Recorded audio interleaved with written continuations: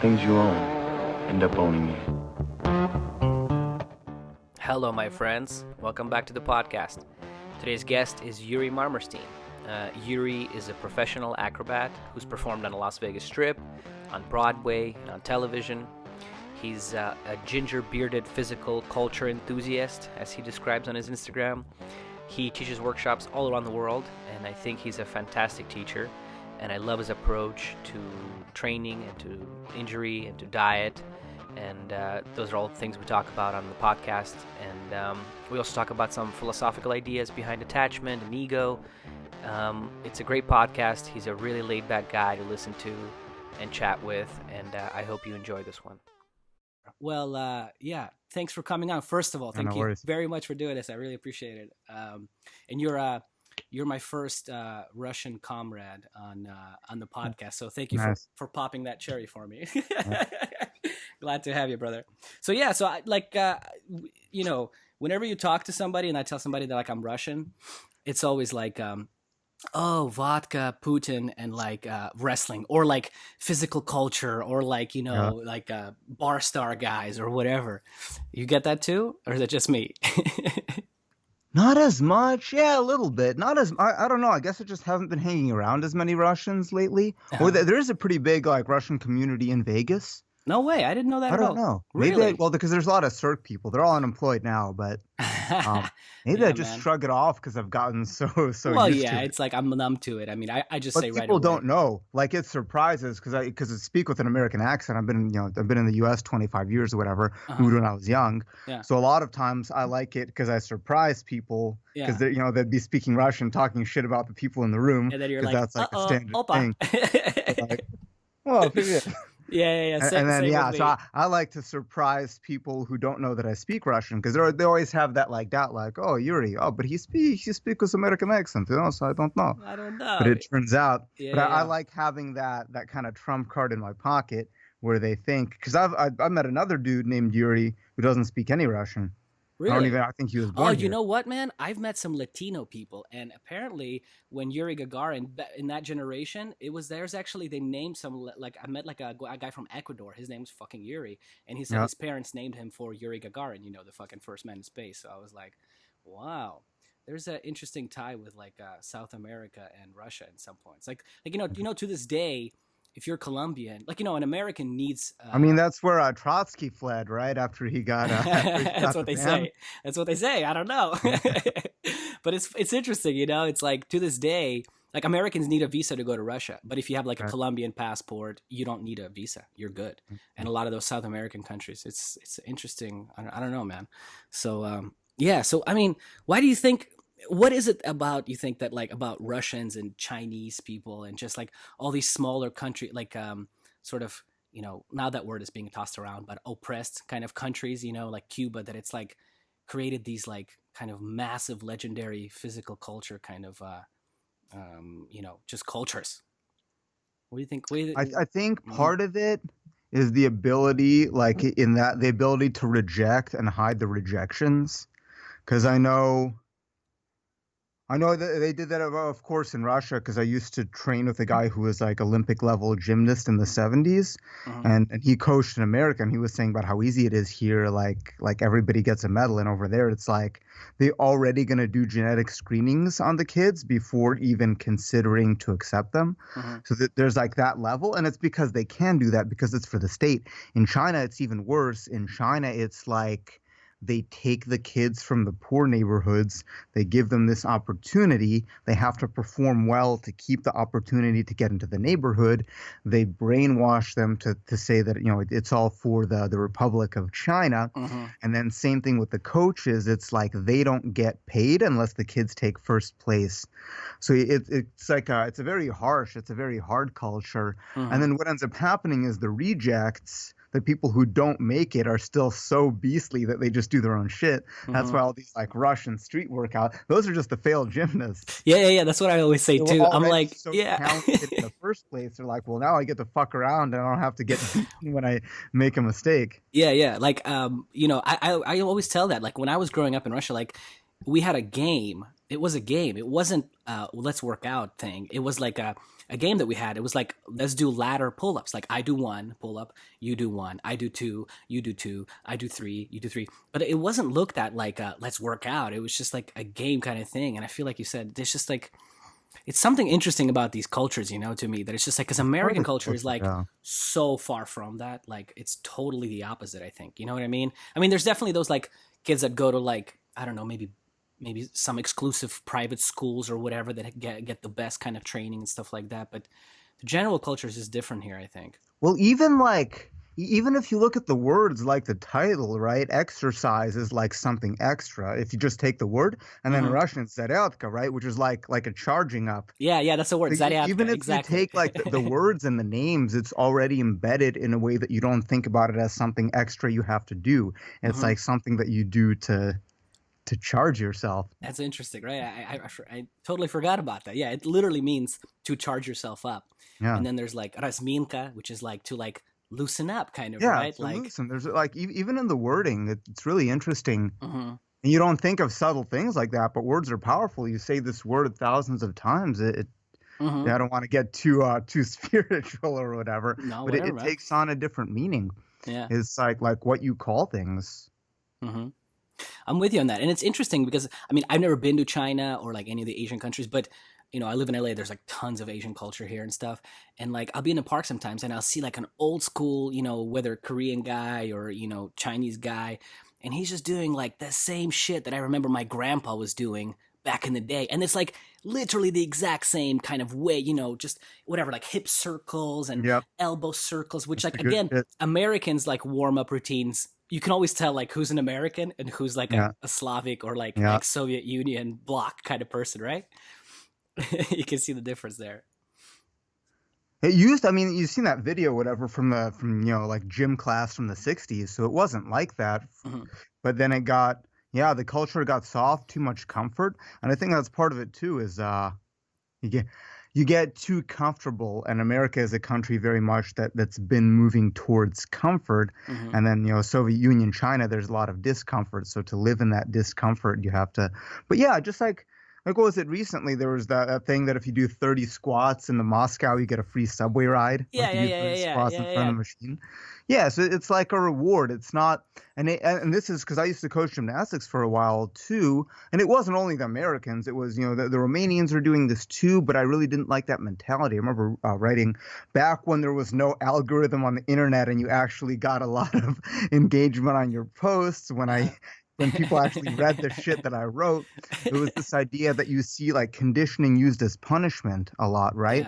And it's not only the Americans, but you see this a lot in these gyms. Like, oh, you made a mistake. Go climb the rope. Go do 20 push-ups. So of course they're going to hate it because they associated that with the negative.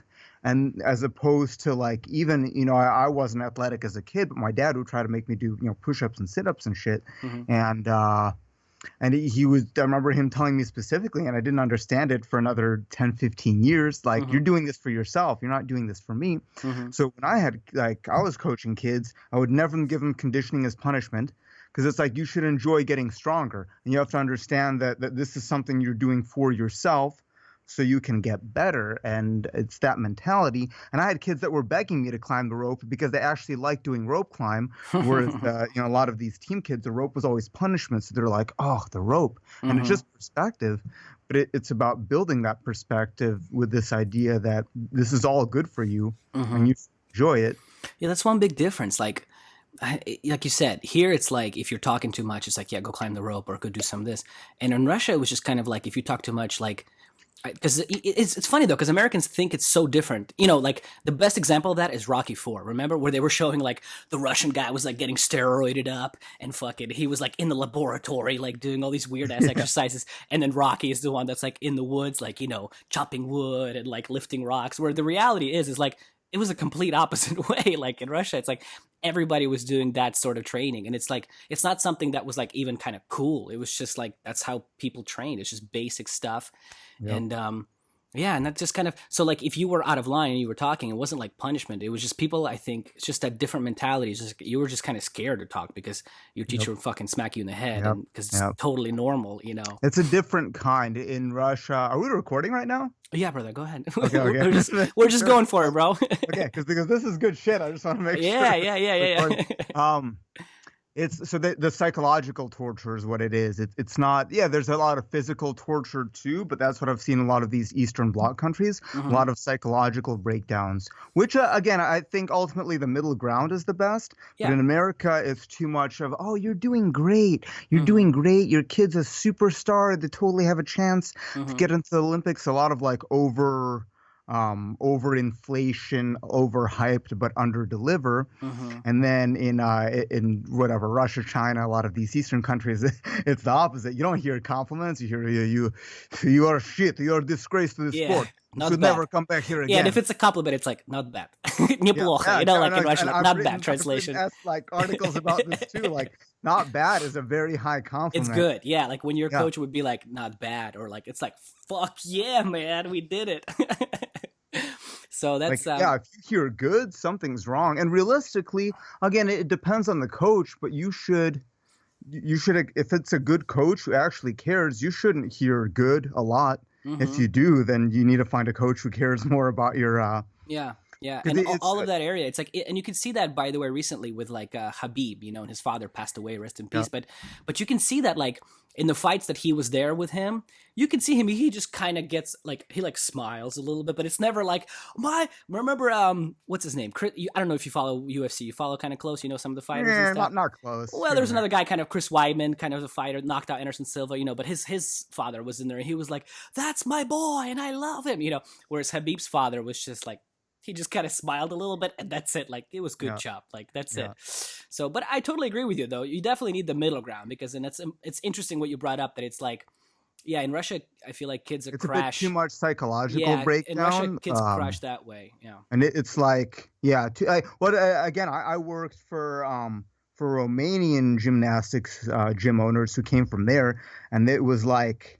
And this mentality, and there's another Romanian coach who even said it. He's like, we just wanted to get out of Romania, and that's why we trained hard. But the actual like training methodology itself is pretty bad. It's just like everything to failure. Like you should be crying all the time because that means you're working hard. It's a lot of like full-on psychological torture that probably for the long term is not good for these kids' health.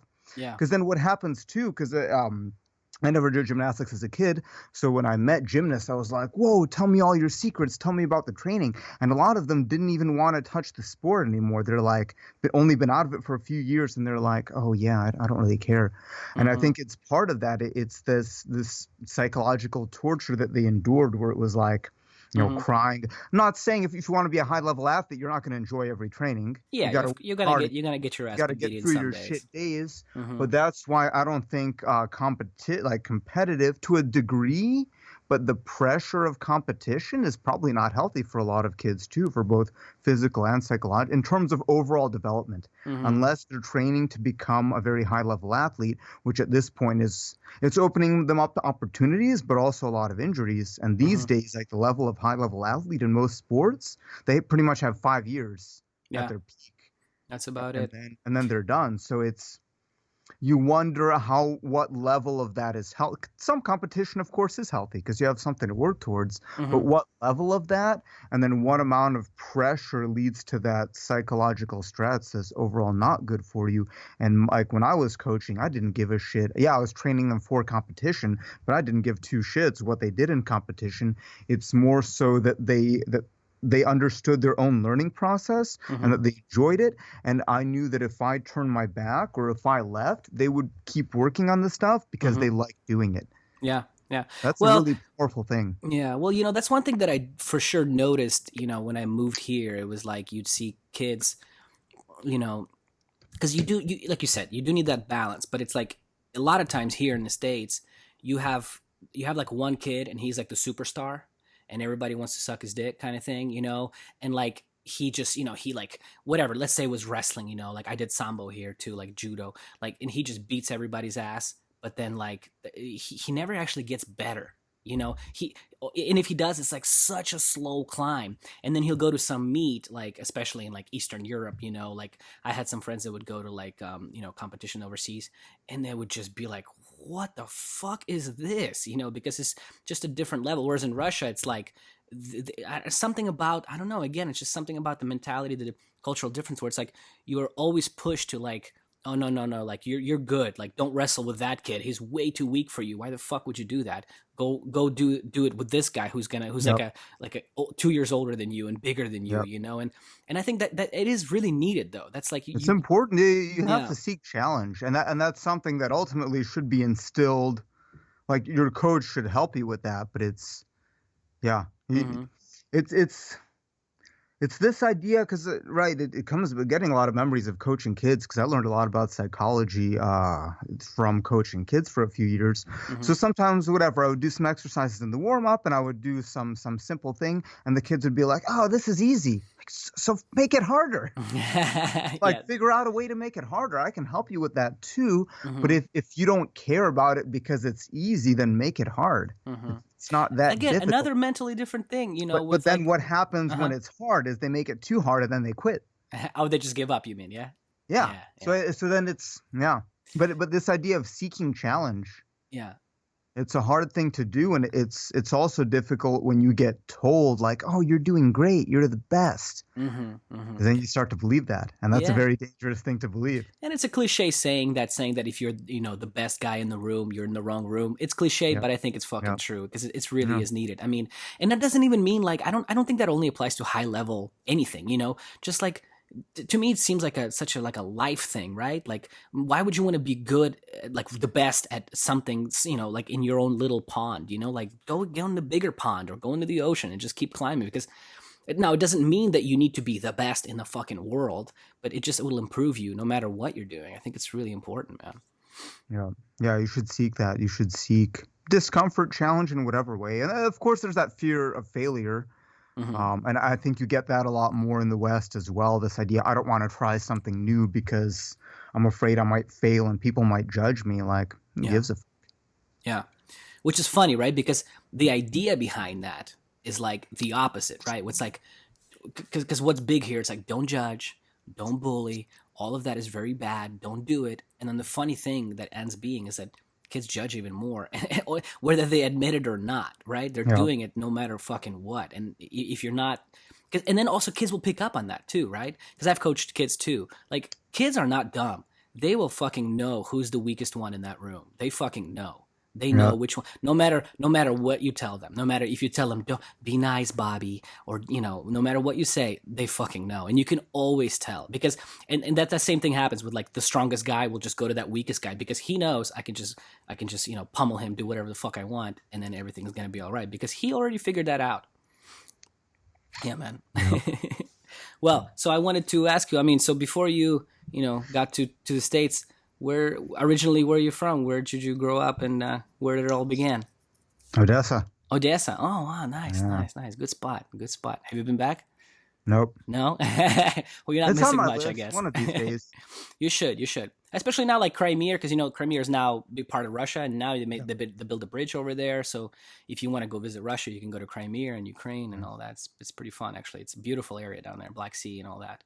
yeah, for sure. And where did you? I mean, where did you the you know fitness or quote unquote or physical culture? I mean, what did it start with for you?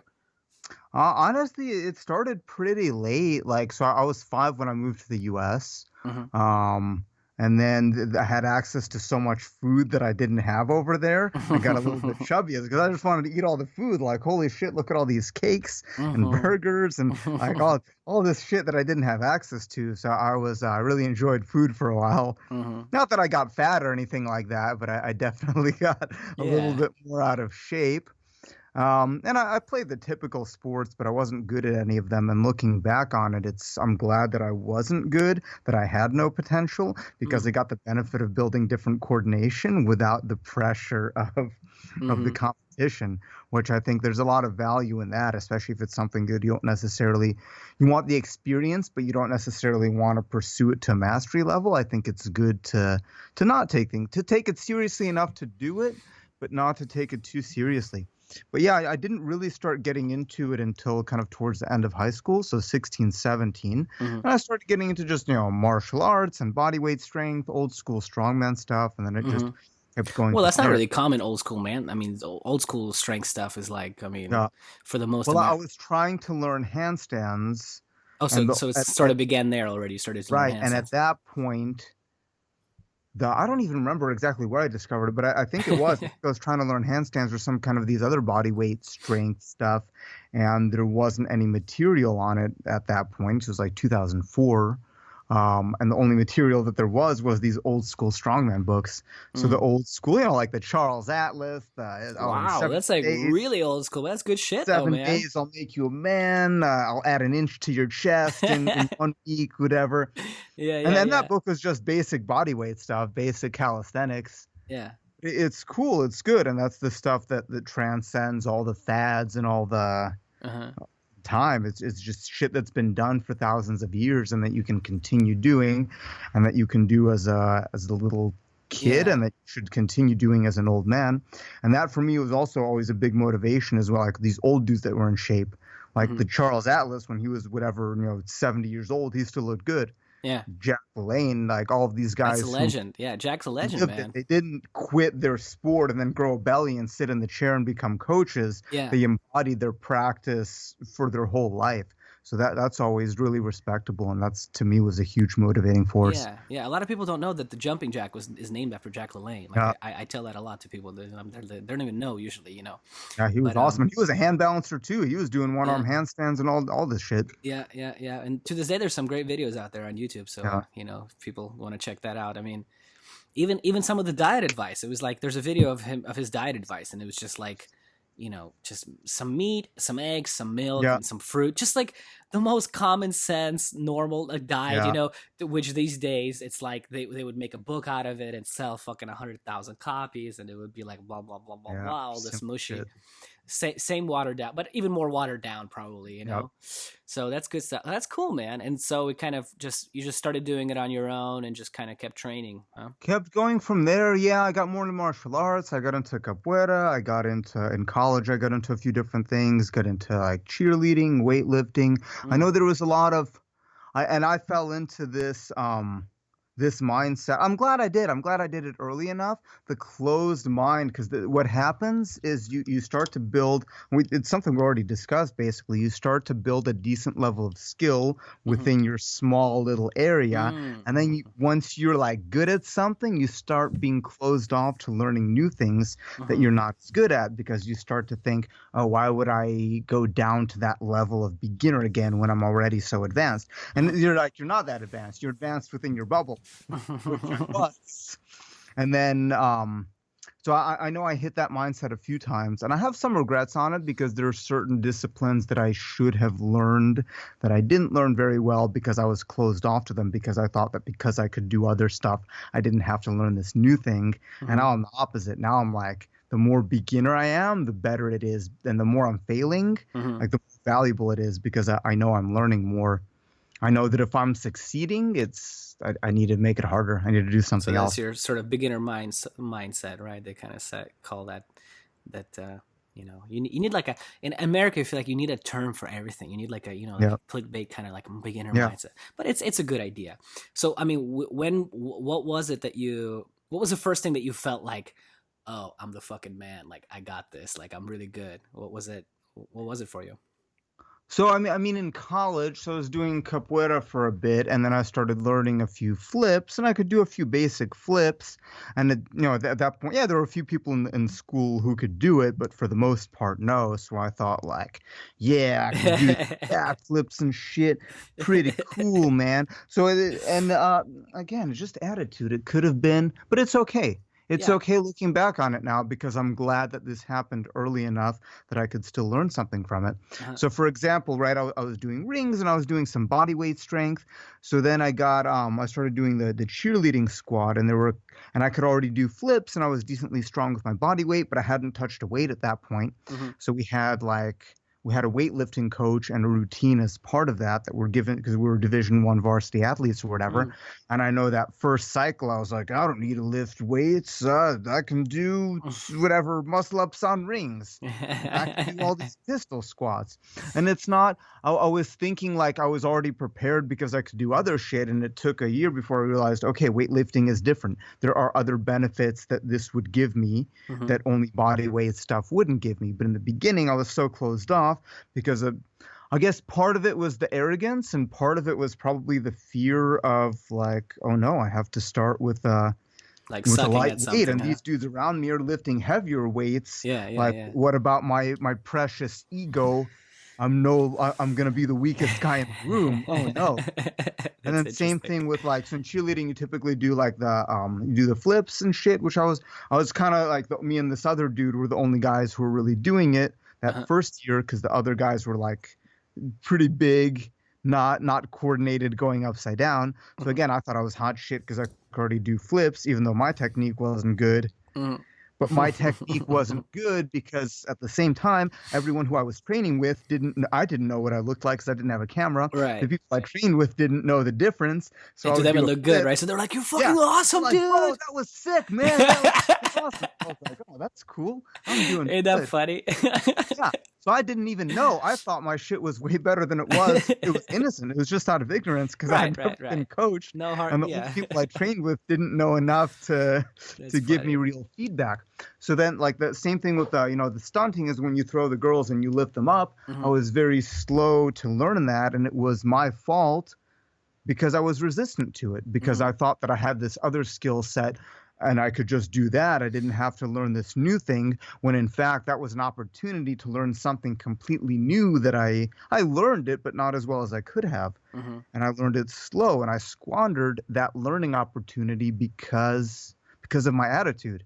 Yeah. 'Cause I had a shitty attitude and that was not the energy that I should have brought towards the opportunity to learn a new skill set. But it's okay because I can look back on it and now I can learn from and it. now I can identify that mindset and I can slap myself if I get into that. Yeah, man. And I think that's what it separates those, to take it, just to bring it back one last time to our little discussion between that Russian, or Slavic, whatever, Eastern European difference between Americans. Like, because a lot of times, like, I've taught martial arts and they'll meet like a Russian or whatever, some Armenian or Georgian, big Georgian hairy guy, and he just does basic shit, but like, and they know exactly what he's doing.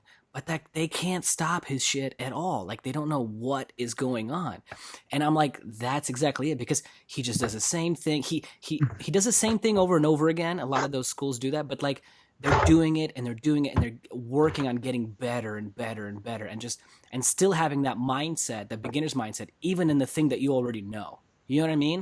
Like, because that's how you really improve it too. Like, not thinking like you said, like, oh, I just did this backflip, is the fucking best backflip ever. Like, just do the backflip again. And perspective and watch other, like, first of all, sometimes you hear the same shit and you think I already know this. I'm going to listen to it again. Yes. Because maybe I'm going to pick up something new that I didn't know, even from listening to the same, like, very common you're mistake. with the same teachers for a while. And of course, the effort to teach has limits. You're going to hear the same speech a lot of the time. And you can say, oh, it's this speech. Or you can continue to listen and say, oh, I picked up a new detail that I didn't pick up before, even though I've heard my coach already give that speech a certain number of times. So yeah, it's appreciation of the details or appreciation how somebody else teaches it. Yes. Like maybe it's some basic step, some basic move, but you're getting a different approach and a different perspective. And even though it's the same shit you already know, you're learning it in a different way. And you can learn the same thing over and over again. And then you can have that one move, but you cast a wide net of how you understand it. Exactly. And you can feel that difference. Like when you have like a martial arts coach, like he'll show you how to do an arm bar. You'll do the arm bar. Then you watch him do the arm bar. You're like, it looks exactly the same. But then have that coach will do it to you and you will feel like, oh my God, what are you doing? And it's like exactly the same thing, but the way he does it. So I think like, I'm getting to a point too where I'm like, it's not like what you do, it's like how you do it. It's like it's how you really do it. And that's the important. mark, I think, also of like, a good teacher and a good student is, I've already done this move 10,000 times, but I learned something new about it. And I've had that moment a lot of times, a movement like that I've already been doing this movement 10 years And the way you did it, the way this coach explained it, now just opened a completely new perspective of this movement that I didn't even consider, even though I've been doing the move for 10 years. Yeah, but this guy's been doing it for 20 years, and it's the same move, and it looks almost exactly the same. But it's just that little change of perspective. Yeah, and you can even take that down to like to anything. I think really, it doesn't even have to be a complicated backflip or martial arts move. It can be like honestly, like that's what the difference is. I think, and like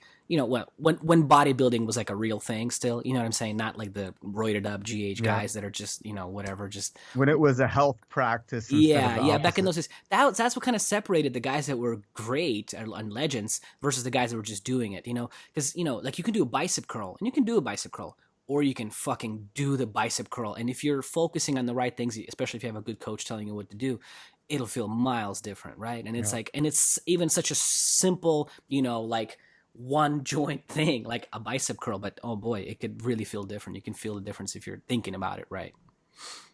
Yeah, there's a lot, and that's what I'm more into now, is rather than the fancy shit, is like how deep can you go in the very basic. And realistically, if you have a practice that you're going to be doing for the rest of your life, you're not going to be doing the fancy shit in 30 years. You're still going to be doing the basics. So like I've been getting into film acting, and I've been studying that and taking classes, and sometimes like literally walking 2 steps and keeping your eyes on one spot and doing that in a specific way can be the most complicated fucking thing. And it's like you learning how to walk, but it's not. You're doing it in a very specific way with very specific constraints, and it's really interesting that now taking 2 or 3 steps can become really complicated. Yeah, and acting actually is a great example of that, because like you said, it's like some people can do the exact same thing.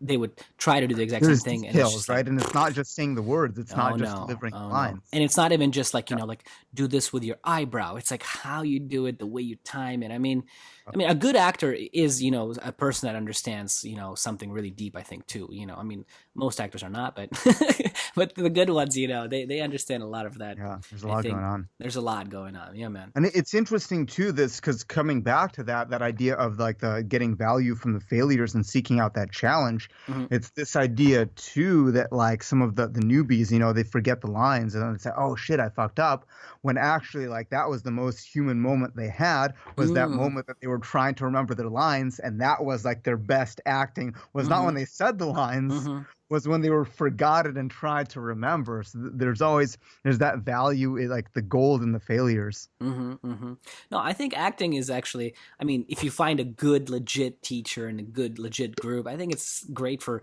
anybody to take us, like even if you just work with people in an office, because you learn a lot. You also learn a lot about yourself. You mostly learn about yourself, always. Like, well, that's what everything is. Yeah, it's like, why am I doing this? Why do I do this? You have a lot of those realizations. It's an interesting thing to study, I think. And yeah, man. So you started doing the body weight stuff, and you got into like handstands, you're saying. So cheerleading and all that, and then you just kept going after college. I kept going. So after college, I got a real job, which was a good experience of how I didn't want to live my life. So I went to college for physics, which I just kind of picked randomly. It wasn't even like, it was like, well, same thing. I was seeking challenge. I went 1 year undecided, and then I picked physics because, whatever, why not? Wow. It was okay. I learned some things. It sounded cool in theory. In practice, it was kind of cool sometimes. So I did end up getting a job that was related. So I did research in radiation spectroscopy, specifically neutrons. Was it like related or related, kind of, where you end up doing something completely different? It was kind of related. It wasn't the same thing.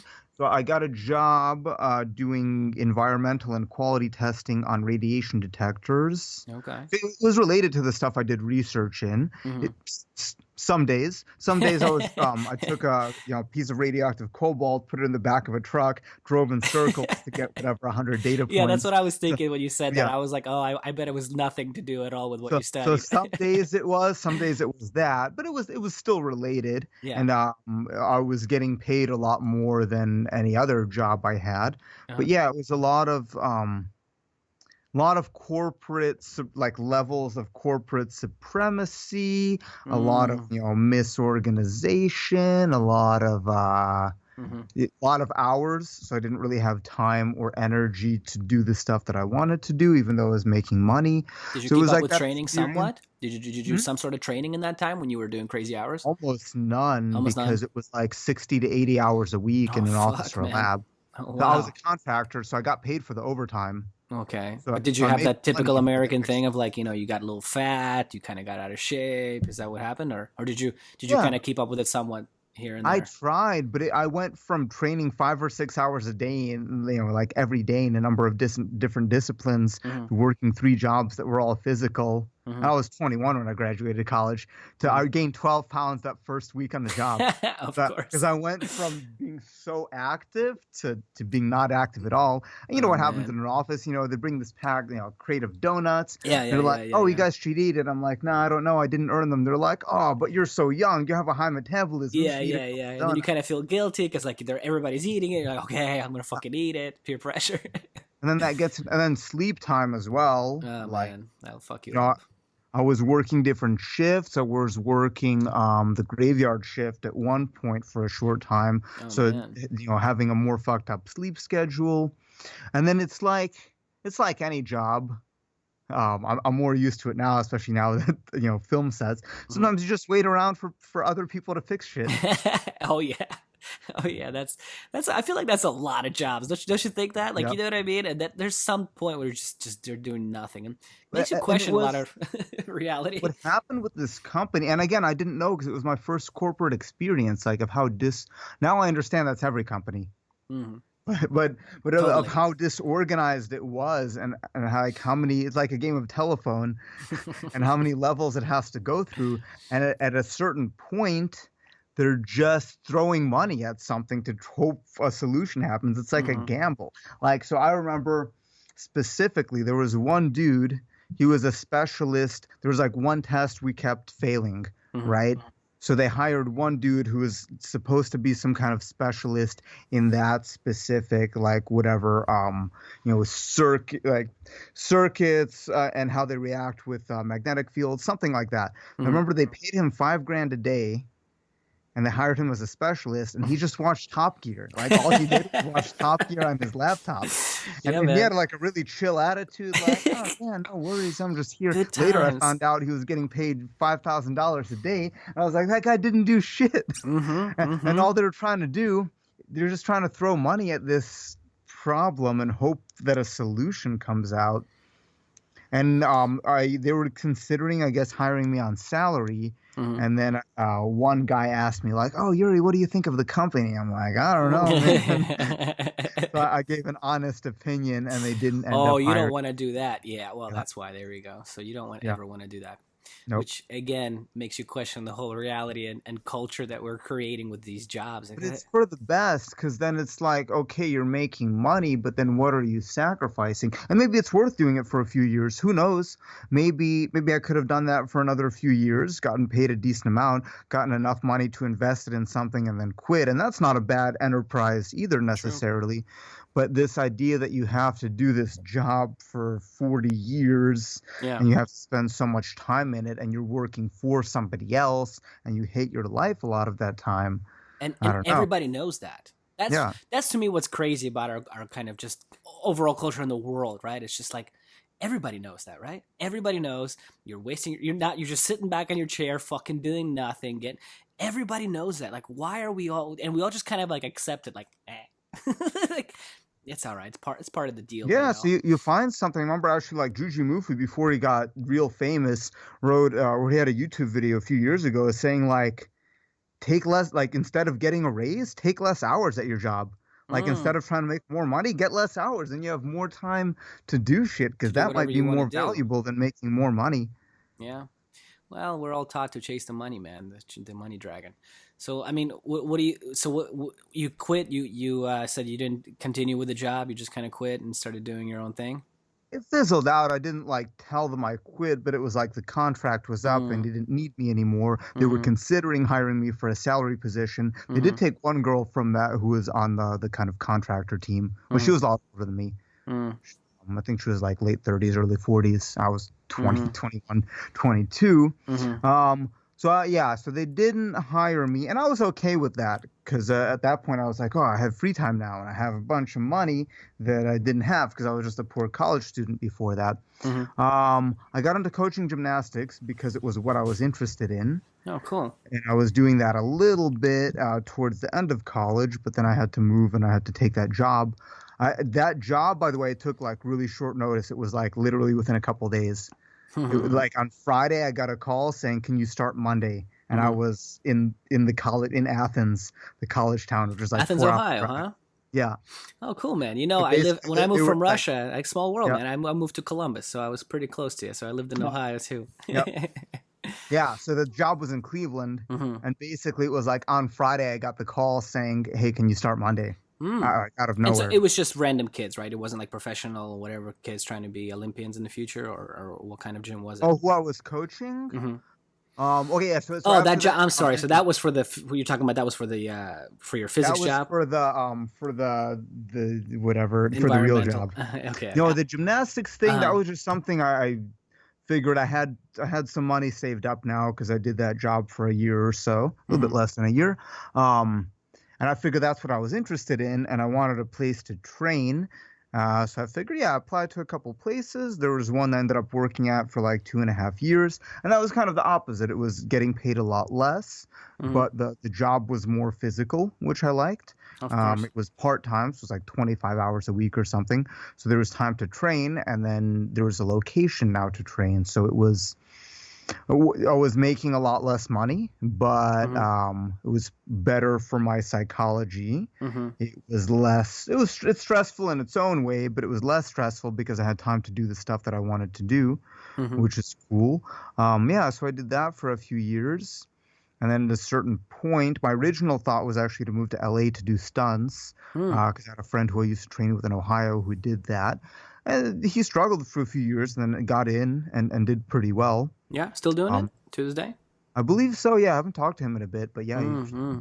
So, and did you get to chance, when you were training in the gymnastics gym, or coaching, I guess, were you around like other adult gymnasts there too, or what? Well, that's kind of the disappointing thing too, is that like a lot of these adults, what happens is that, and again, no disrespect. We all make our own decisions, and I'm not trying to say this in any kind of disrespectful way.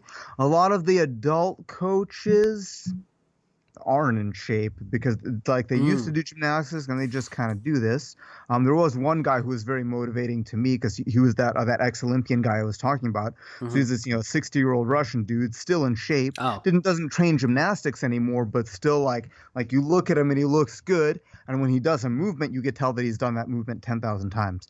So that was cool. The adults usually not. In most of these gyms I work at, it's usually like the adults kind of, once they start coaching, they kind of get into that attitude of, I used to be a gymnast, I can spot, I can coach, but they don't really stay in shape the same way. Isn't that funny, right? Because it's like, because I don't want to be the guy that's like judging people by their cover, as they say. But like at the same time, it's like, I feel like you just, it's like with anything, like, I don't know, being a fighter, like if you don't do it for a while, you really don't know what the fuck's going on anymore. Yeah. You kind of do, but not as much as you did before. Sorry. Even the younger people, even people who are more my age, because the thing is, I wasn't an ex-gymnast, so I was really into it, but they were ex-gymnasts. So they're like they already quit being athletes. So it's like they messed around, the younger people would. Sometimes you would have people who are still training pretty hard, but a lot of times the younger people, they would fuck around, but they wouldn't necessarily train as seriously because they're already ex-athletes. And interesting thing you say too, because you have to be relevant. I remember reading a story a while ago of a guy who's a jiu-jitsu black belt, and he's like, I got my black belt 10 years ago. The game is different now. I'm not in as good of shape as I used to be because of life. I'm demoting myself to a purple belt because my 10 years ago black belt is equivalent to a modern day purple belt. So I don't earn the title that I have. So it's an interesting thing to think about, this idea of being current. Because same thing, some of these gym owners I worked for, I'm not going to name any names, but some of the places where sometimes, some of them had good attitude, good energy, and one place in particular I worked at did not have a very good energy. And part of it was because the owners were like, well, we were gymnasts 20 years ago, so we know all there is to know. It doesn't matter that I'm not in shape now because I was an athlete 20 years ago and there's nothing that I could possibly learn from anyone else. Yeah. It's a really shitty attitude to have. And it's also that idea of like, when I'm here, I'm going to let everyone know that I'm the owner. Like, it's like talking to everyone in a condescending it's an ego thing. I hate that kind of energy. Yeah, man. But you see that even with people who aren't like high level anything. You'll see that in the gym, that one dude that everybody knows that like slams the deadlift bar down after each small deadlift. Dogs that bark the loudest. Yeah. And he's got like 405 on there and oh my God, and it's so funny, but I know, man. It's such a. I guess it's an ego. I think people are so pressured, though. I just think these days, people are so fucking pressured from so many external things. You got this, you got the house, you got the wife, you got that, you got your job. You fucking now the election is happening. Oh my God, we're all gonna die. It's just like, oh my God. So I feel like they want to validate. Maybe they want to make themselves feel better. By going into the gym and slamming the weights and everybody looking at them like, oh my God, like good job, you fucking did it. Wow, bravo, sir. Yeah. I don't know where it comes from. And it's interesting. So the same gym. I worked there for about 2 years because it paid the bills. But I was happy that was one place that I actually like quit, and I was happy about quitting. Gave them the 2-week notice out of nowhere. I'm like, yep, I'm moving on to other shit. But it's the same thing. So when they hired people, I think part of it was liability because before I got hired, there was a guy that got hurt.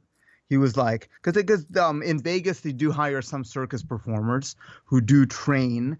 But I know like I would kind of get looked down upon by the owners for training. And I'm like, I'm trying to set an example for these fucking kids. Wow. Like I'm working 5 hours doing physical job. I'm coming in half an hour to train. And then staying until you kick me out to train more because that's what I want to do. And I'm trying to set an example for these kids. Like I would rather they see that I'm doing stuff for myself. That's fucking crazy. It was really interesting too because they would hire like the fattest, most out of shape people who were the most out of touch with these kids that they were coaching. And I think part of that was you could control them more because it's harder to control someone who's like actually using the equipment, Exactly. right? Because that if they're overweight, and I'm not trying to talk shit. It's just like this idea of be what you're trying, set the example, right? Practice what you preach. Like you said, you don't need to be the fucking, you don't need to be the coach that's in there doing 1,000 pull-ups.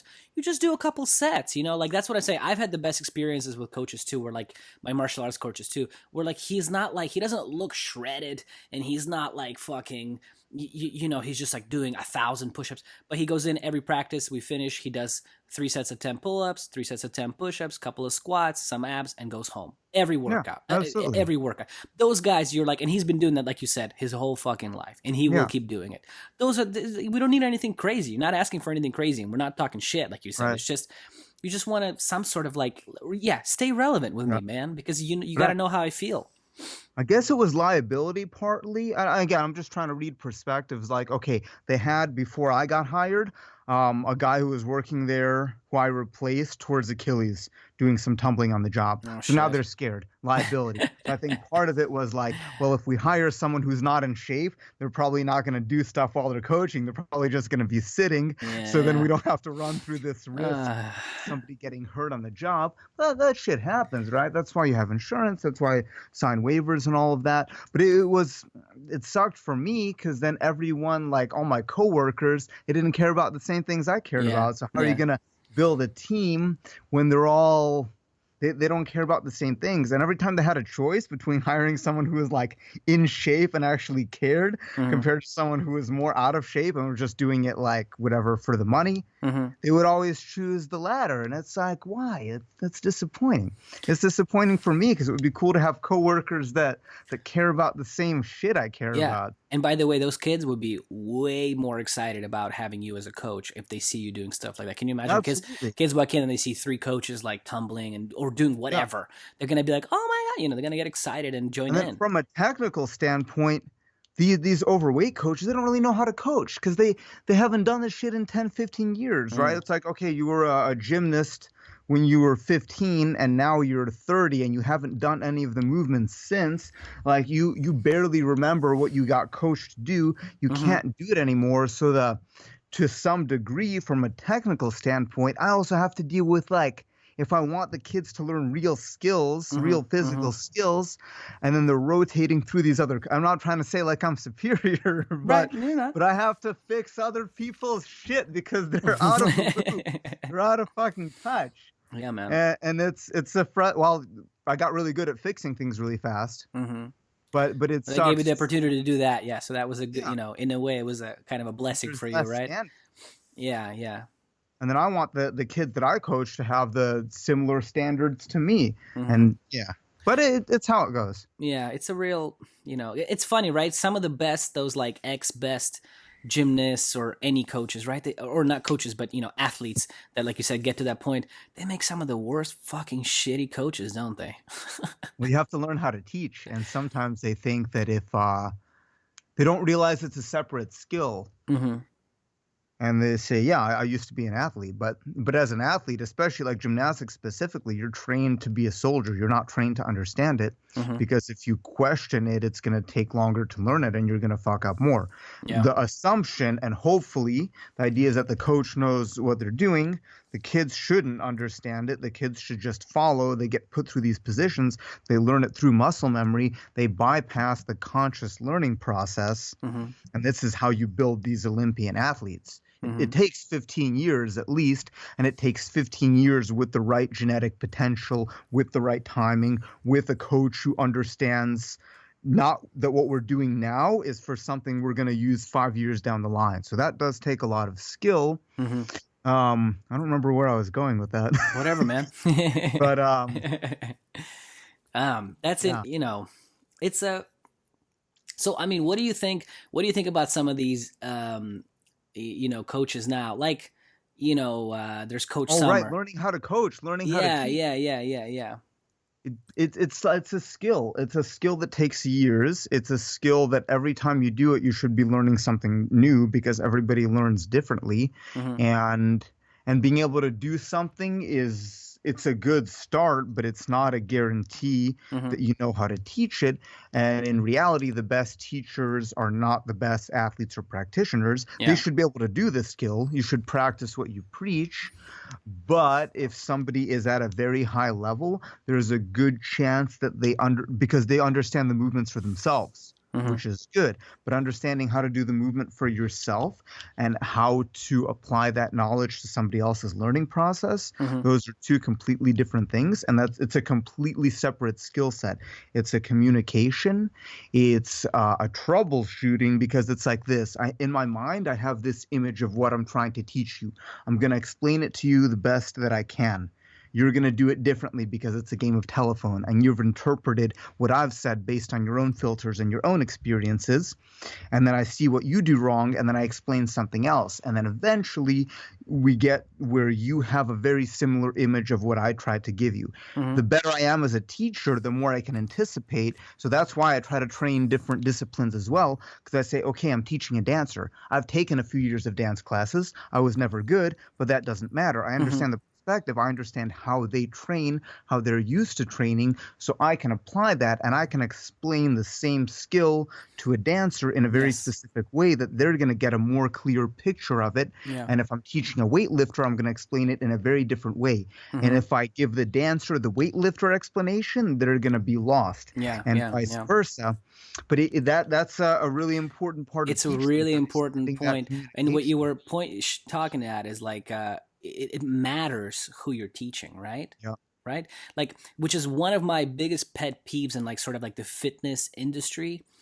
You'll have these like guys, like these coaches guys, and they'll I don't know, be on their fucking Instagram or whatever, having these huge platforms, and they'll tell you like, all my athletes do this and all my athletes do that. And I'm like, well, you know what, man? Like, it doesn't, just because it works for your fucking athletes, these guys who are genetically gifted, they've been doing this shit since they were 4 years old. They came out of their mother's womb just doing pull-ups, they're savages. Like, it really doesn't mean it's going to work for the average person. And it also doesn't mean that the average person should be even doing any of that.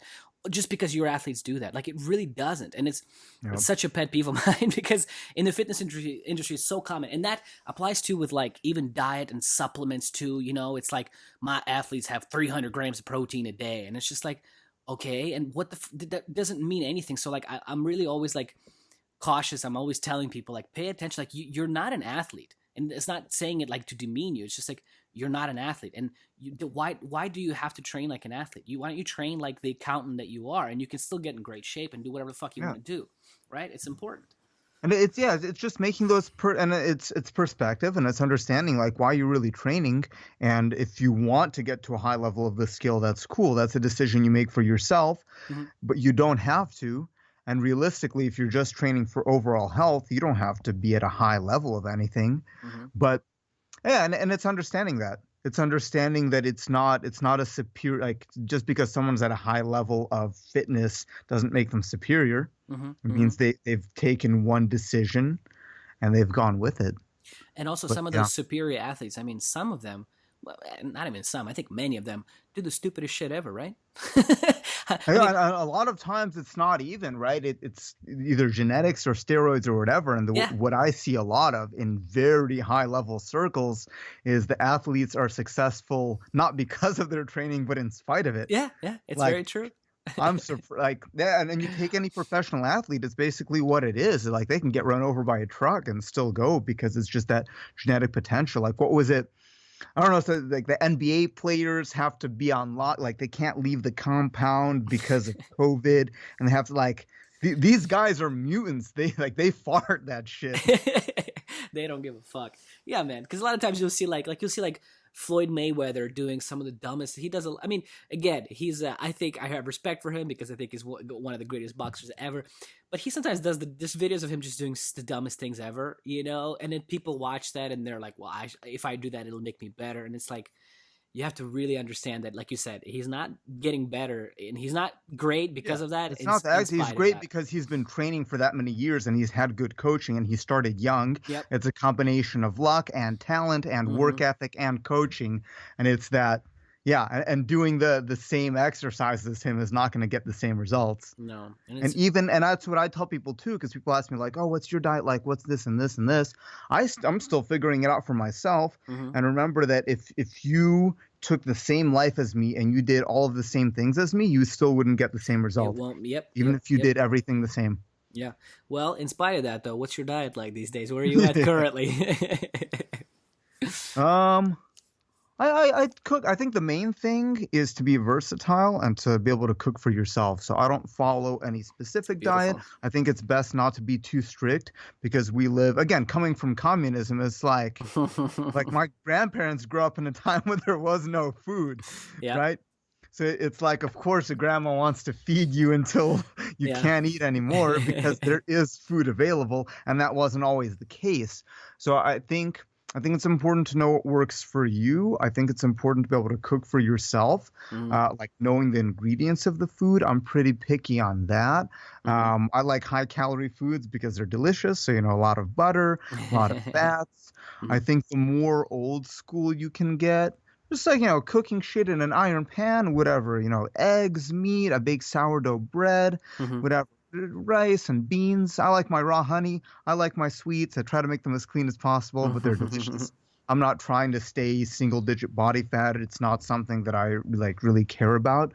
So I'm not counting calories or anything like that. I try to eat intuitively. I try to do some fasting here and there. So I just don't eat breakfast. I don't eat until kind of late afternoon, and I try to get some kind of movement in before that most days.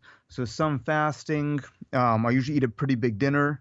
Like that's my biggest meal. I eat that pretty late at night, and that's just kind of a habit I developed after coaching gymnastics because I would coach till like 8:30. Be busy. I would train for another half hour, so I might not get home until 9:30 or 10, and I would eat. So I did that for a few years. I just got used to that. I love that you said cook for yourself, because I've never heard anybody almost say that and give that advice. I mean, I had one other cook everything from scratch. Yeah, it makes instead such a of getting huge difference. It regularly made. Even just doing that is already going to make you healthier because you have to put effort into into the ingredients, and then also probably a bit of like pseudoscience metaphysical bullshit, but I'm going to say it anyway because I'm open to all suggestions. I'm open to all beliefs. Love it. Right? There was that anecdote of Niels Bohr had the physicist who figured out the structure of the atom. There was a story where he had a horseshoe like in his office, and someone asked him like, surely a man of science doesn't believe that a horseshoe brings good luck. And he's like, personally, I don't, but I was told that it brings good luck even if I don't believe in it. So this idea, I remember reading it somewhere, like some kind of study where people got less fat when they ate food prepared by humans instead of by machines. Like not even looking at the calories, not even looking at the ingredients of the food, like just that people made it. Yeah. So this idea that you put energy into creating something, and I'm really big on this idea of kind of creating versus consuming. That could be anything. That could be so many things, but that's one thing where you have an actual balance, right? You create and you consume, and that's its own balanced thing because you create. Obviously, it's better if you actually grow your own food, but that's another level of commitment. But it's this idea that when you consume, you take away, you don't put in work. You take somebody else's work, but if you're consuming your own meal, then you've already balanced your creation consumption. And again, I think it's with a lot of things. It's like if I'm watching a show on Netflix, I also want to be able to produce some videos, to produce some content.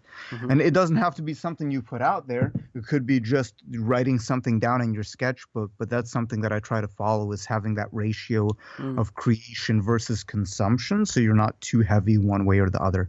Yeah, it's beautiful. I mean, honestly, man. I mean, and even if consuming, if somebody made the meal for you, right? Like just something about it. Like if your mom makes your meal. I mean, everybody loves their mom's cooking, right? Like, yeah, there's something to it, right? Where it's like, oh, my mom cooked it for me, and it's just like it's the best, right? Yeah, and there's a reason that you try to make the same recipe and it doesn't turn out the same way. Exactly, bingo. There's something about like Babushka's been making kompot for 40 years. There you go. Try to do it the same, but it's not the same. Yeah, man. Yeah, and you know what? I'll even say, like, even if it's not a great like recipe, like my grandfather was really big on, salo. You're Ukrainian. It's Ukrainian pig fat. It's like our version of bacon, but there's no bacon. It's just fat. And he would make like an omelet with salo and just a lot of fucking onion, and that's it. Like, it's not a creative, but it would be like the best fucking omelet I'd ever have in my life. We just put some eggs in there and. Something about it, man. I'm totally with you. So I don't know. Well, it's an interesting thought too about like what was I eating? Zefir, which is like a dessert that I love, and it's just pure sugar, whatever, with some egg whites. And I was thinking like this food has no nutritional content, and I know I'm going to eat the whole pack, but this food has emotional nutrition. Yeah, because it's a food that I associate with positive emotions. Yeah, man. And it like obviously I shouldn't be eating that every night because it's a shitload of fucking sugar, But in terms of diet, I'm with that, like not being too strict, kind of eat, follow the Jack LaLanne. 80% of the time you should be following something where you're eating foods that are nutritionally dense, depending on your lifestyle and all of that. That is something you should follow. But that idea of the emotional value of food is something, right? Because our senses are linked to our emotions, and smell and taste are really big ones for memory. Totally. Even like the most, like you said, unhealthy food that, It's funny though, right? When you were a kid, like you weren't thinking about any of that shit. You just ate it if you liked it, and you didn't when you didn't, then like you didn't think twice, right? And like you like I'm saying, like it gave you pleasure, right? Like, you know what I mean? Like it's really important, I think. I'm so tired of seeing these poor ladies that are like, like these fitness chicks that are just like, they're dieting fucking 9 months out of the year all the fucking time, just drained, and it's just like, I don't know, man. Like, I don't know if this is a way to live, just to look good. Depends if it's worth it. It's all decisions to make. Is it healthy long term? Does having the visible abs outweigh the well, a lot of other things. Yeah, for some people it might, and if it does, that's fine. But then also think, I always try to get into this mindset too of like kind of worst case scenario. What if the thing that you rely on that creates your identity fails? What if your whole identity was based on having abs, and then I don't know, like again, worst case scenario, let's say you get in a car accident and you can't train for a few months, and of course you gain some weight because it happens. So then what if you didn't have that? Would you have enjoyed your life more if you never had that in the first place and you just like say tomorrow Instagram time shuts to down? enjoy life? Yeah, how many of those Instagram model chicks, like, how are they going to be? Like, is it going to just ruin their life completely, you think? Like, I mean, are they going to wake up and just be like, oh my God, you know? There's a lot of deep psychology within that. I think that's why, for me, I like to cast a wide net and learn new things. Because, like, this happens with bodybuilders, right? Because what happens, right? They're in that competition shape. They look amazing. They're fucking ripped. They get on stage, even though they're depleted and they've spent months depleting themselves, which overall is really unhealthy. Like that, you know, the old school guys, Arnold, Franco Columbu, they peaked once a year because they knew how much stress it was to do that. And that's why they only did it once a year, because they were able to maintain that. But then, what happens? You get older, you get injured, you get a little bit fatter. Are you just going to try to hang on to who you used to be and just have this picture like, look at how ripped I used to be? Or are you going to work on something else that gives you a new identity? And it's something that I've gone through as well, because I fucked up my hand this year and haven't really been able to do handstands for the majority of the year. Oh, wow. And that was a thought that I had. It was like, well, if I've built my whole identity on this and people know me as this, what if worst case scenario, I can never do it again? Is that who I want to be? Or do I want to learn new skills and pursue something else? And then I have the option of building a new identity, of reinventing myself. And it's just that attitude of, is it worth it? Is the sacrifice? And ultimately the Instagram thing, it's what you're presenting. So it's not even real. Yeah. Like, it's not even, right? People selling diet plans when they're going on steroid cycles. Oh, yeah. Well, and also, whether you like it or not, whether you're ready or not, it's going to come at some point that you're going to change, because we all know you're going to get old, right? You're not, no matter how much you try to hold on to your abs, you are going to lose them eventually. Yep. So like whether something tragic happens all of a sudden or not, like, you know, there's no way out, homie. So yeah, it's a good thing not to get too entangled into this like one idea of who you are. I think I'm with you on that. I think a lot of people suffer because they get so attached to that idea of like, I know who I am. And it becomes a pressure of continuing, because you build, let's say on the internet, you build this following, and then there's some expectation that you have to continue to do that. And then people have this image of you like, oh, Yuri is the handstand guy. He does handstands. They're like, I haven't done any handstands for a year, except for the things that I did to specifically take photos, or when I was teaching, which was as minimal as possible, because I'm trying to consider my long-term health and trying to get over this shit that I'm going through. And it's, again, this idea of like, what did I present? Is that the identity that I presented as just someone who's upside down all the time? I still enjoy it. I still enjoy teaching it. I'm feeling better, still have a bit of recovery to do, but hopefully I can come back. But it's like, this idea of, is that why people follow me? What if I don't?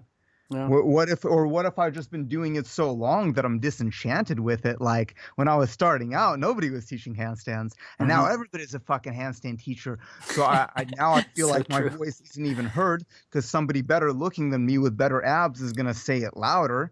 And I'm not the type, like, I'm not going to yell over somebody else. I don't give a shit, right? I'm doing it for myself. If I write an essay and nobody reads it, I got the experience of writing it. And if somebody reads it, good. I'm happy. But if you don't, there's a slight disappointment. But at the same time, it's like, I got that experience because I got to put my own thoughts on paper. It's a beautiful thing. It's a beautiful thought, but it's very difficult for some people, you know. And I'm totally with you on that. You know, like, even like friends who are just like, I don't know, let's say they get one tattoo, and then they get 2 tattoos, and they get 3 tattoos, and they get like 50 tattoos, and then they think like, oh they're getting all this attention for their tattoos, you know. And again, like, you're gonna look ugly at some point. You just are, whether you like it or not. You're gonna lose this thing. So, like, you know, I'm not saying don't get tattoos, kids. I'm just saying, you know what I mean? Like, I just think I think those people that are doing this same thing over and over and over, they're like digging their ditch deeper. They're attaching themselves to this idea. Like, trust me, I know who I am, bro. Try to find different ways to be interesting. Seek challenge. Yeah, seek new experiences. Yeah. And it's interesting, like. Again, if I'm taking a class, I'm not coming in with this identity of, I have this many followers and I teach whatever. I'm just there as myself. And to to some degree, it's better if people don't know that, because then I can have like that clean slate. But then there's the opposite, right? There's people who have to like say I've done this and this and this when they're in a new place. Like you said, like the slamming the weight down, like giving that validation. I don't know. I don't need it. I've always followed. I'm a big fan of the Teddy Roosevelt, the speak softly and carry a big stick. Love it. It's like, if you know your shit, you shouldn't have to say it loud. Yeah, man. I'm with you on that. So how did you deal with your injury? What happened? Did you do something bad, and how'd you deal with it? It's complicated because it's neurological in nature. So I've had focal dystonia in this left hand for a long time, like 20 years almost. Developed it, I'm assuming, after I played piano. It's common among musicians. It's basically like an overactivity in the brain where it creates either involuntary contractions or muscle spasms at certain times. Sometimes it's during activities. Sometimes it's just in general. So again, it's something I've been dealing with. It's pretty complex, because the Western solution is to inject Botox, basically, or do brain surgery, which are both nothing. Sounds good. I would consider. Yeah, but the real solution is that you have to retrain the brain, and it's like retraining a habit, which is very difficult. It's very difficult training. So I don't know. One of the many gifts of 2020, I hit this point where like my fingers were numb in the morning, and this hand, I have control over it, but sometimes it wants to tense up. This is what it wants to do. And I don't always have complete control over that. It's better when I'm not conscious of it. And as soon as I get conscious, so it's really complicated shit. Like and scientists still don't understand it. They still don't understand how it works, because it has a lot of deep psychology and kind of deep internal brain workings. But so have you done anything that has gave you some relief, or somewhat helped you? Well, it's lifestyle changes. Yeah. But okay, right. So what happened this year? Because again, this is something I've been dealing with for a long time, and it's been giving me some trouble. But I've been able to compensate. I've been able to manage. I can still do one-arm handstands on my left arm. I could never push with these two fingers at the same time. But I did it enough that I could make compensations with the technique and still be able to do it. But yeah, one of the many gifts of 2020, I don't know what brought it about, maybe too much travel, too much other stress. It hit this point where when I was sleeping, the hand wouldn't relax. It would actually contract in my sleep. So it got super inflamed, and I was waking up and I'd have to like pry my hand open. So that was a thing for a few months, and I couldn't. This was a flexibility I've always had, and I've only recently gotten it back. This 90 degrees at the fingers, and I couldn't do that for about 6 months of the year, because my hand would literally, when I was sleeping, it would make a tight fist, and I couldn't control that. So there's coordination exercises that you do. There's lifestyle changes that you make, just like always being aware of it and not letting yourself make those compensations, which is very, very difficult. Like a book that I read talked about rehabbing stroke victims, and they talked about how pretty brutal, actually. They did studies on monkeys where they would sever connections of the brain. Yeah, I've read that too. They chop their heads, and the brain would create new pathways only if they were forced. So if a monkey, really interesting, like deep shit, right? So if the monkey, if they would sever the part of the brain that connects to this monkey's left hand, and they just let it go, the monkey would get a more powerful connection with their right hand, and their left arm would never work. If they did the same thing and put their good arm in a sling, they would have to make new connections and learn how to bypass that connection that was cut to be able to use their other hand, because they didn't have the connection with their good hand. So it's kind of like forcing. So that's one of the rehab methods as well, is just forcing yourself to do more tasks with that other hand and not allowing, and then being very careful of the compensations that you make and not allowing it. It's really, like I said, I have been making progress. So it's a slow progress. In March, couldn't do anything, huh? I was afraid to put my fucking hand on the floor. Wow. I could do it. I couldn't hang from a pull-up bar because I lost control of these two fingers. So I got a specific hand loop so I could still do pull-ups without gripping. I'm not 100% now, and I know I went shooting yesterday, and I aggravated a little bit because of how I was gripping the gun, because that's still kind of a new thing for me. But it's a lot better. Like I can do some handstands now. So you're getting on your hands now, yeah? It's getting there. I'm still careful about the volume. I don't want to do too much, but it's feeling more comfortable. I can hang from a bar much better. I'm getting the grip strength back. I'm getting the coordination back. But it's like you have these workouts that you do, these coordination exercises, but then the other thing is that like you always have to keep, like you have the stove, you always have to keep a back burner on of that activity, because retraining the brain gets really set in its pathways. So retraining that is a super complicated thing. And I'm still learning. Again, I just, I read a couple books. There's one guy, a doctor who specializes in dystonia, who had an online series of courses that I did. A lot of good stuff in there as well. And it's a very individual process. It's not something that you can treat by saying everybody needs to do these exercises. It's like the exercises are a basic template, but it's really understanding the root cause and what causes it to get worse, how to create relaxation and safe space in which you can relax. There's a lot. And this thing, the hand dystonia specifically, is pretty common in musicians. And again, I don't know specifically. Yeah, Incubus's guitarist got it. I can't remember his name, Mike something, but you're doing all those these small repetitive. Oh yeah, and plus, touring, and I mean, you're playing concerts every day. I mean, it's fucking stress crazy. is part of it too. Like, why did this year it get worse for me? Well, could have been the touring that I was doing. I was doing travels with a lot of other shit going on, so it could have been just a compound of stress and a few other factors. Combination of things. But I mean, generally, like if you have like some sort of, I don't know, you hurt your shoulder a little bit, any special kind of specific protocols you're into, or I don't know. Oh, so many. Yeah. Layers and layers of protocols. It depends, because what it comes down to is just developing this sensitivity over your own body, so you kind of know what you need.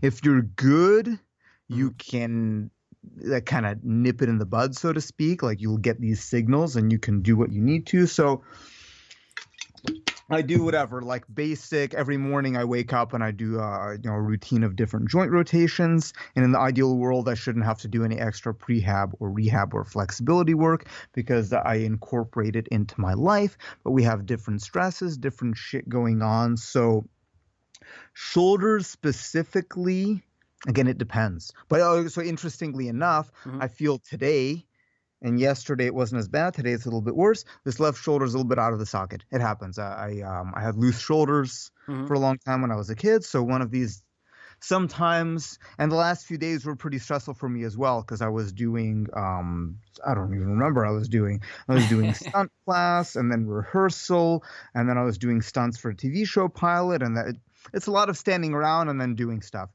And I fucked up my foot on set a couple weeks ago as well, also doing stunts for So you're all movies. fucked up right now, man. I'm all fucked up right now. But okay, so today my left shoulder wasn't feeling good, right? It was feeling like it's out of the socket. I have a lot of tension in my pec, and I have a pretty big knot here that was bigger than it was before. So what am I doing? I'm going to do my some soft tissue release all around the shoulder. I'm going to roll on balls. I'm going to do throughout the day just a lot of different movements. I'm going to do my stretches with the rubber band. So using some of those like lacrosse balls, you do like all that stuff, right? Some of them I use everything. I use balls. I got the power guns. Oh yeah. Okay, yeah. I'll lay down. I'll lay a kettlebell on it and just feel the pressure and try to focus on relaxing. I have another sequence that I do where I loop the band, because I'm trying not only to relax the muscles, but also set the shoulder back in the socket, because it's it's better now. So I did a Turkish get-up workout right before this, because same idea, you hold that weight and it sets your shoulder back. So that's another thing, you're getting it from different angles. So That's just in one day. I've done a lot of shoulder protocols because I know the shoulder wasn't feeling great. I do the rope, figure eights with the rope. Mm-hmm. And if you keep the wrist a little bit more stiff, because you can do a lot of wrist movement, but if you keep the wrist more stiff, then the shoulder does more of the movement. It sounds like to me like, but little bits and pieces spread out over the day versus like 1 hour of you doing like rolling on the ball or doing the whatever. Like I think ultimately you should be doing both for the purpose of injury recovery.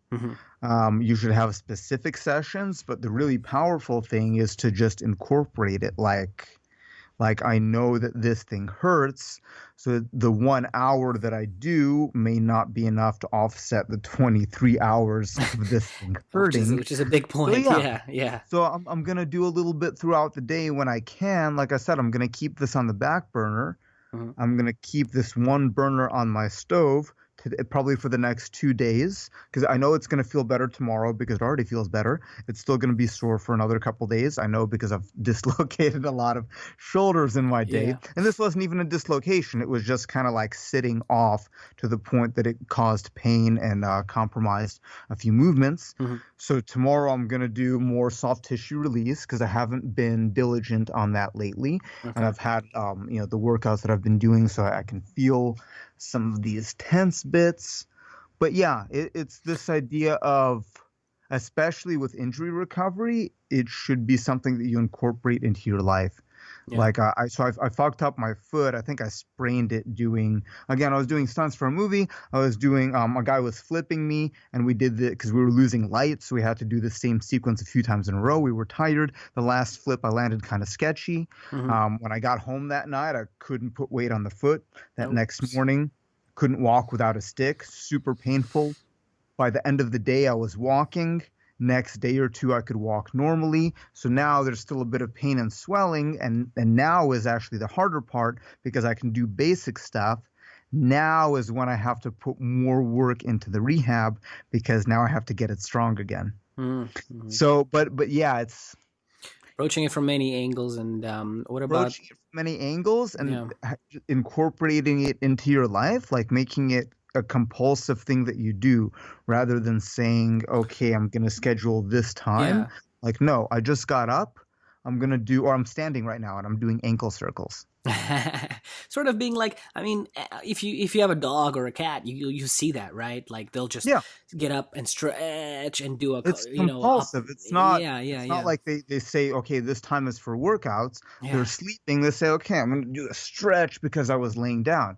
Like, okay, it's a full moon. I have some energy. I'm going to do some sprints. But at the same time, man, it's like, again, like what we talked about earlier, most people are so fucking pressured and they're so fucking busy that they only have that 1 hour to do it at the gym.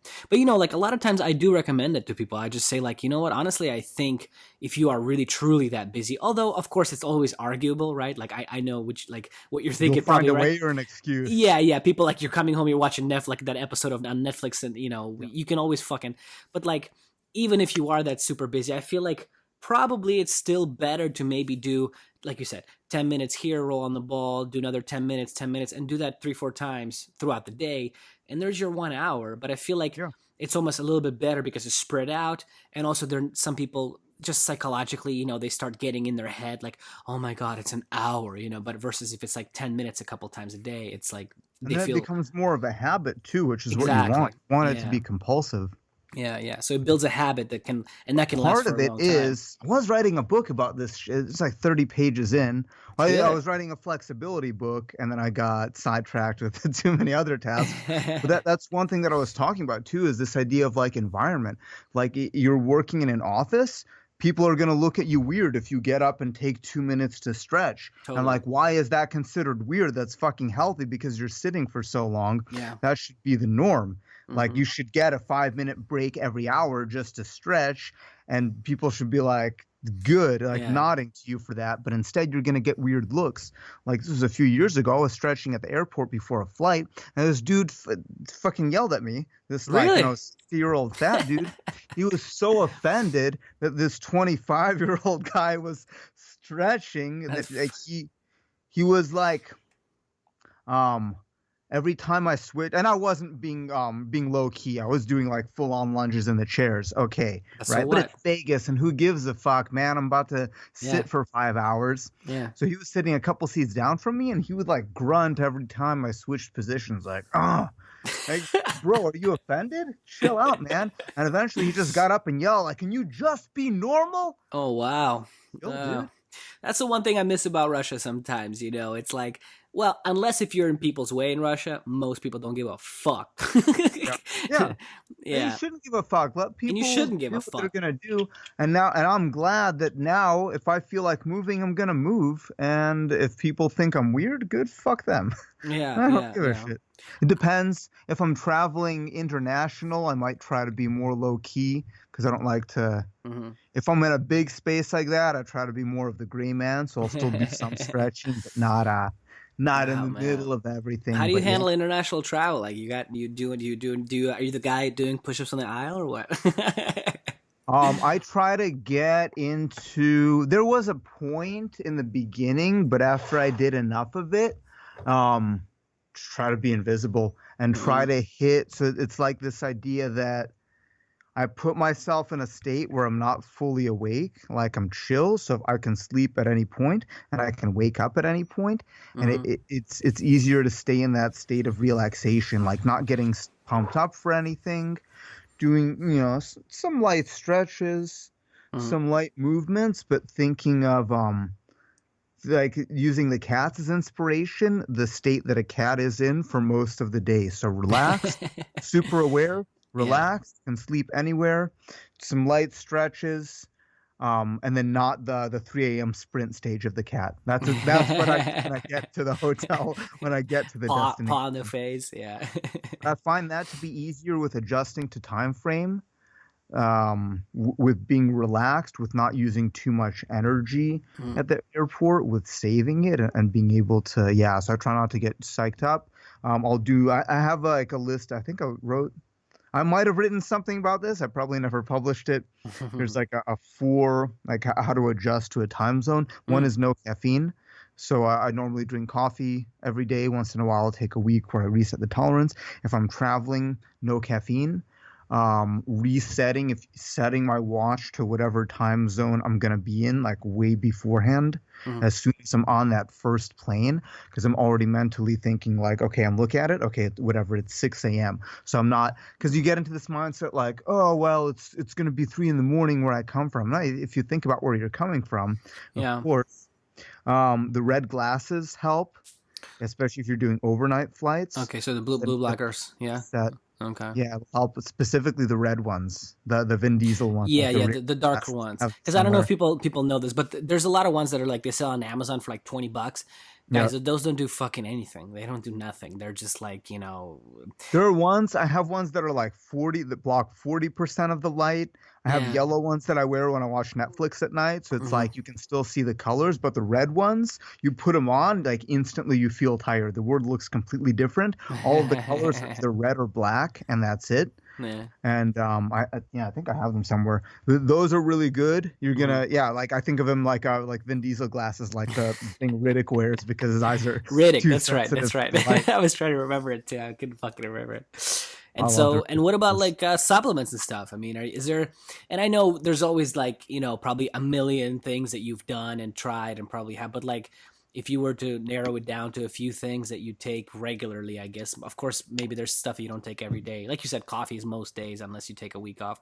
What kind of other supplements are you into? I have a cabinet full of a lot of random shit because I like random shit. A lot of times I forget to take them. A lot of times I'm taking a lot of things at once and I don't know which one is doing what. Yeah. That being said, Mumio, Shilajit, whatever, like the black tar, the stuff that looks like heroin. I've been taking that. It's not heroin, but I've been taking that pretty regularly for a few years. So I'd like to think that does stuff. The worst case, it tastes like it's got a shitload of minerals in it. Yep. So And it helps. minerals are Yeah, good. they say it helps with some iron reabsorption and yada yada. It does a bunch of stuff. They say. Yeah, it's supposed to be good for a lot of. It's supposed to be like if you break a bone, that's like the shit you're supposed to be taking, 'cause that's supposed to be the bone mender. Yeah. Other than that, yeah, a lot of random stuff. I'll take some multivitamins. I'll take some creatine if I can remember. Mhm. I'll take. I'm trying to think what else. Alpha GPC, some like brain nootropic stuff. I have a few random ones of those. Some of the mushroom powders I like. Mhm. I don't remember which ones. I like the mix of all The of them. reishi and all those kind of things. Yeah. Yeah, those kind of stuff. I like those. I'm trying to think what else. Not really a supplement, but Zip Fizz. They sell this shit at Costco. It's like Zip Fizz. vitamins, caffeine, and then like if you were to get a shot of B12, it has that much B12 in it. Wow. That's a good like little powdery drink that's reasonably healthy. Mhm. And I'll usually take half of one of those. I Mhm. don't often take the whole thing. You're not I attached try to to any keep of my these things. caffeine to under 200 milligrams per day for the most part. Uh-huh. So, Sounds like yeah. you're not attached to any of these things. Like like you have to have your fucking creatine before the workout, or you got to have your whey No, not at all. protein or whatever. I like to try random shit, and I Mhm. like to hope that it works. And if it doesn't, it tastes bad enough that it probably does something. It's kind of, yeah. Well, yeah. I keep it pretty scattered, but I figure it's like I'm throwing a bunch of darts and assuming that a couple of them hit, and I'm not Not a a bad fucking way to deal with chemist it. with my supplementation. I'm just Yeah. throwing a bunch of stuff in it. But I just ordered a bunch of random Chinese medicines, Okay. for Like mainly for the herbs. foot. But it's called like Tooth from the Tiger's Mouth and Dragon's Blood, shit like that. Cool So ass I name, figured so it's it's gonna be fucking good. good enough. Yeah. And And what about all the like ingredients are in Chinese. Like yeah, the yeah, name is in yeah. English, but you read the ingredients, it's all Chinese. So I figure it's probably good shit. What about Uh, like acupuncture and all those kind of things then, since we're talking about Chinese shit? You into it's any been hit or miss. I've done a little bit. I did go through a few acupuncture sessions when I was starting to rehab the hand Mhm. in March before everything shut down. Mhm. I want to say it helped a little bit. I do sauna. I do have infrared sauna, near infrared, the Oh, red like a lamps. a lamp. Okay, okay, cool. It's Mhm. it's like the red lamp, so it's red light and infrared, so it's near infrared versus far infrared. I Mhm. do that every day. I do feel benefit from that, so I do enjoy it. I do an Epsom salt bath about once a month, and I do feel legitimately better from that. I do have CBD and some shit that I take. Mhm. Does it do anything? I don't know. I'd like to think it does. I do Mhm. have one that's, and I'm really sensitive to this. It's like CBD THC, and I take half a dosage, and I Mhm. only take it when I know that I don't have anything going on at night or in the I'll morning, fuck you up, right? because Yeah. about an hour and a half in, I literally can't get up. But but it does heighten the rest of my senses. And I'm Yeah. not big into drugs because my mind's already fucked up enough as it is. But I do take that once in a while Mhm. because I do feel it's like kind of like a forced relaxation, Mhm. but sometimes it's good. But I know that I'm not going to take that if I have to do something in the morning because it does put me out pretty heavy. Mhm. I take ZMA at night sometimes. I take Oh, that's super ashwagandha. Russian of you. Ashwagandha is good shit because it gives you Ashwagandha. crazy dreams. Yeah. I need to get some more, I think, actually. Running out Uh, of it. yeah. It's good stuff. I have some other shit. I don't know. Like I'll open my cabinet. I don't even know half the stuff that's in there Yeah, but you're because I not. read about it and then I order some. Yeah, man. And so, you've been doing this shit for so long. I mean, do you have days? What like inspires you? What I mean, are you looking at other, I don't know, circus performers, or are you looking at, fucking Phil Heath pumping iron, fucking on YouTube or whatever? I mean, what inspires you to get up and do like a workout when you kind of don't feel like it, maybe? Interesting thought. And honestly, most of my workouts I've been doing now have been almost more maintenance, like stuff to keep in shape for the random shit that I might have to do. Mm-hmm. So I've been doing this year more like stunts and acting and martial arts type stuff.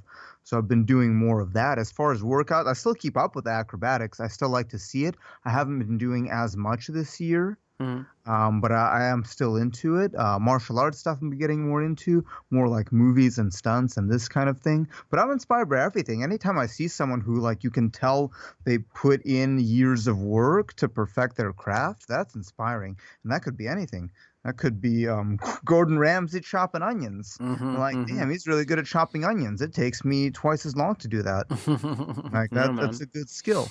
But in the physical culture kind of world, do you think there's anybody out there that kind of, I don't know, gets you excited to fucking do something? Or I don't know, because for me personally, like, I'm having such a hard time. Everybody that I, kind of follow or whatnot, look up to, it's all guys that I've known for, I don't know, 10, 20 years, and I'm just like kind of repeating the same shit.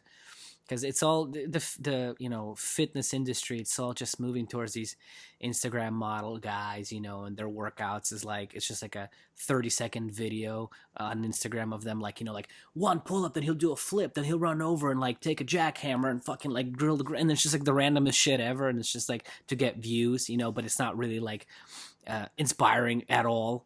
You just got to do crazy shit to get views. Yeah, I mean, like flip a tire and then they have a hammer, and it's just like, why the fuck would you ever put those? I mean, well, look, you could have fun, right? And like, I get it, but like, we all know you're not like genuinely having fun. I mean, maybe he is having fun because he's getting so many views and he's getting a lot of pussy online or whatever. But it's just like, I sort of no, and I've been like, be honest too, I've been more uninspired with my own internet presence, because it's like I'm not really training sexy stuff, and I don't think what I'm doing it's interesting to me, but I don't know how interesting that is in general. But I'm still posting stuff, but it's like I don't know, and I'm probably losing followers because of it, because I'm not doing crazy shit, but I don't care because you're being you, man. Don't fucking worry about it. You do your thing. Yeah, exactly. Because and if you don't find me interesting as a person, then whatever. But it's like if you follow somebody because they post handstands and then they don't post handstands anymore, you never thought they were interesting as a person, which is fine. But I would rather. You need the genuine fucking people that are there to to see your shit. And if you're interested in somebody, you'll be interested in whatever they do. Yeah, man. Because they can put their own unique perspective on it. Yeah, man. That's a good way. It's a good thing to think about, and it's true. And well, man, I don't know. It's been fun chatting with you. Yeah. And speaking of which, so where people can find you, how do people check your shit out? Oh yeah, go to my website, yuri-mar.com. I have not updated it in a while, so it's a work in progress. Well, it's on my list of shit. So yurimar.com, right? With a dash. Okay. There's nobody else named Yuri Marmerstein, so if you just search my name, it should be pretty easy to find. So currently, I'm not traveling and doing workshops. I would love to start that again when people stop being afraid of leaving their house, and when governments stop trying to make people afraid of leaving their house. Oh man, how's the situation in Vegas right now? I know that they're like open, right? But like not the the Strip, but like not really. What's going on? Shows aren't open. Bars and restaurants and stuff are open. There are some restrictions. More people are moving towards just not giving as much of a shit, which is good. Which is taking a long time, though, my man. I mean, in Russia, like my family still lives in Russia, and it's like over there, nobody's been giving a shit for many months now, and it's not because they truly don't give a shit. It's just, I think once you go through, once you see past the bullshit of governments and politicians and all that nonsense, you just have a different perspective that I just think Americans don't yet, and they probably need a few more, probably not a few, maybe a couple decades worth of more bullshit politics for them to kind of realize that shit. Just want people to get back to, like, just live your life, just pretend whatever, wash your hands. The best thing you can do is just to take care of your health. Yep. And that should be a priority anyway. And if there's one thing that this whole experience should teach, is that your health should be a priority. But yeah, I'd love to start doing in-person workshops again. I'm good to go. I don't know if the world is. I don't know if my U.S. passport is good enough to get into certain countries.